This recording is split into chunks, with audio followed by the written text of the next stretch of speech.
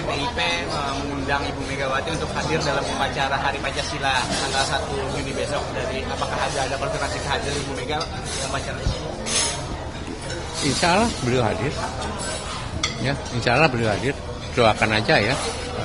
Beliau ada waktu, kesempatan untuk hadir ya. Tapi yang jelas partai itu juga melaksanakan upacara Hari Pancasila di sekolah partai tanggal 1 Juni ya. Jadi kita lihat besok ya.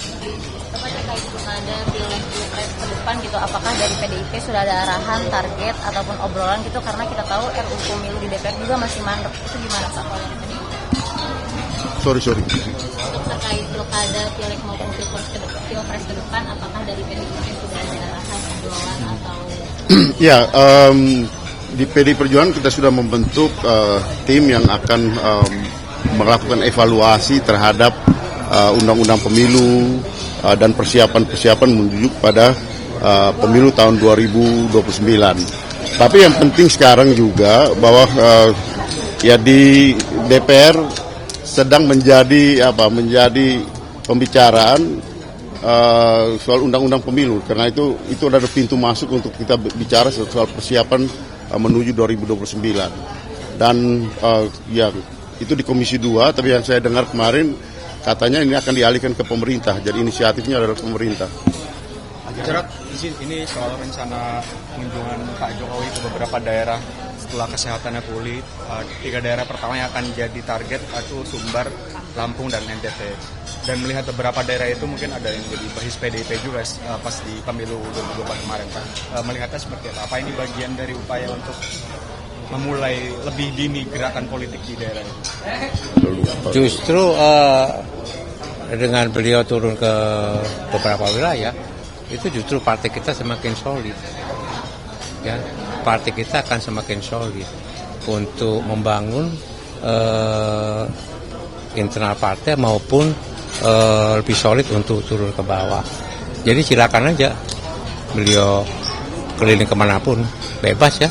Nah, tapi ya beliau juga harus bisa menjelaskan, menunjukkan untuk supaya masyarakat betul-betul yakin ya bahwa ijazahnya itu asli. Tunjukkan aja ijazah. Paling enak gitu, nggak usah pakai drama lah. Nggak usah pakai drama-drama di pengadilan gitu loh ya. Kalau Anda tanya ijazah saya tunjukkan pada Anda gitu ya. Jadi itu aja misalkan gitu ya. Barangkali untuk menetralisir itu bahwa beliau akan menunjukkan ijazah aslinya ya, untuk mengakhiri polemik yang terjadi misalnya begitu ya. Jadi monggo. Satu lagi, dan kabarnya dia juga akan dalam waktu dekat akan diumumkan sebagai Ketua Dewan Pembina PSI. Apa? Kan kita tahu lah, kita dari dulu lah. Waktu mendaftar ke Kemenkumham kan jelas itu.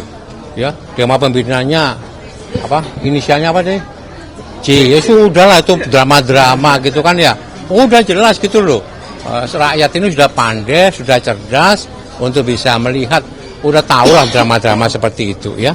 Pak Jarod, mungkin satu lagi soal dolar yang sudah menyentuh di level 17.800 bahkan sampai 13.900 sekarang ini. Tapi di sisi lain kayaknya Pak Presiden menganggap soal kenaikan dolar itu seperti dalam tanda kutip tenang-tenang aja, karena bahkan Presiden bilangnya rakyat desa nggak pakai dolar.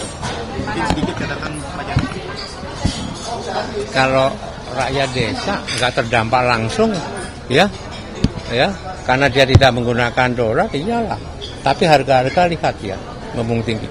Sekarang ini misalnya contoh ya, ini pengusaha tahu dan tempe itu menjerit loh, karena harga kedelai itu naik ya. Kalau misalnya terus seperti ini bisa tutup itu. Jadi artinya harga dolar naik itu sangat berpengaruh kepada kenaikan harga kebutuhan pokok rakyat. Jadi secara tidak langsung rakyat desa pasti terdampak, Anda terdampak, kita semuanya terdampak, gitu loh ya. Jadi ya biar Presiden lah bisa menjelaskan apa maknanya dolar naik, rakyat desa tidak terdampak, ya. Oke ya. Siap.